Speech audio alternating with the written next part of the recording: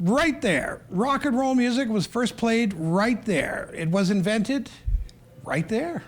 In that fairly small storefront on the left, a man named Sam Phillips opened a recording studio at 706 Union Avenue in Memphis, Tennessee on January 3rd, 1950. In March of 1951, Sam Phillips produced a song called Rocket 88 by Jackie Brenston and his Delta Cats, who were actually Ike Turner and his Kings of Rhythm. That is regarded as the first rock and roll record, and thus rock and roll was born right there. Blues and R&B artists like Howlin' Wolf, Junior Parker, Little Milton, B.B. King, James Cotton, Rufus Thompson, and Roscoe Gordon recorded their music right there in the early 1950s. Rock and roll, country, and rockabilly artists including Johnny Cash, Elvis Presley, Carl Perkins, Roy Orbison, Charlie Rich, and Jerry Lee Lewis recorded at Sun Recording Studio throughout the mid to late 1950s until the studio outgrew its Union Avenue location. It was originally called Memphis Recording Service, sharing the same building with the Sun Records label business. And it was through that door that music legends all walked through that door. Now there are an abundance of pictures throughout the building. Here's one of the original neon signs lit up at night. In 1959, Sam Phillips moved Sun Studios to larger premises at 639 Madison Avenue. By the mid-1960s, Phillips had lost interest in recording and instead branched out into radio, and Sun Studio was no more. But here are some of the equipment used to record the singles and musicians who came into the studio. And here are some of the instruments used to record the music there. Now, if you're wondering why there's lots of pictures of Elvis Presley at Sun Records, well, because he made his first records right here and was signed to Sun Records. In August of 1953, fresh out of high school graduation the previous June, the 18-and-a-half-year-old Presley walked into the offices of Sun, right into this front office, looking exactly like this. He aimed to pay for a few minutes of studio time to record a two-sided acetate disc with My Happiness on one side, and That's Where Your Heartaches Begin on the other. He would later claim he intended the record as a gift for his mother, and he made the deal to record it right here. Elvis walked through the door and entered this studio, as all of the musicians in the original days and since it reopened have. From 1959, when the original Sun studio closed, until it reopened as a studio in 1987, the building was used as a number of other things. It was a barbershop, an auto parts store, and it was a storage room at times. It was also a scuba gear shop.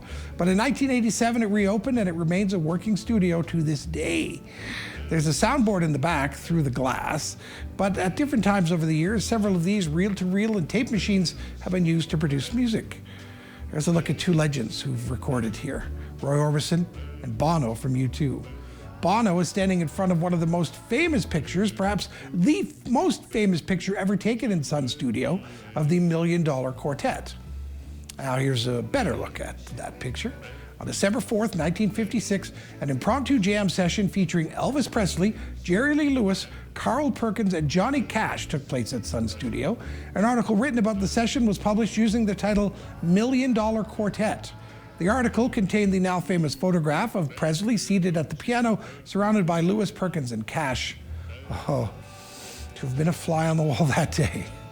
Not a member of the $1 Million Quartet. Look at this. But I still managed to play some music at Sun City when I was there. Elvis Presley, Jerry Lee Lewis, Carl Perkins, and Johnny Cash all in one place, all at the same time.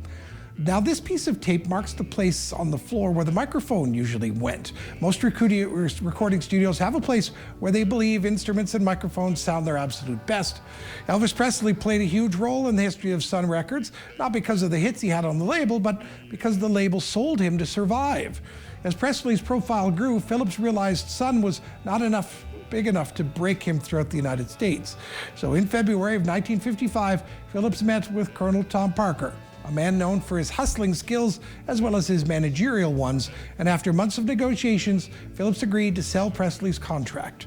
Presley signed a record contract with RCA Victor in November of 1955 and left Sun.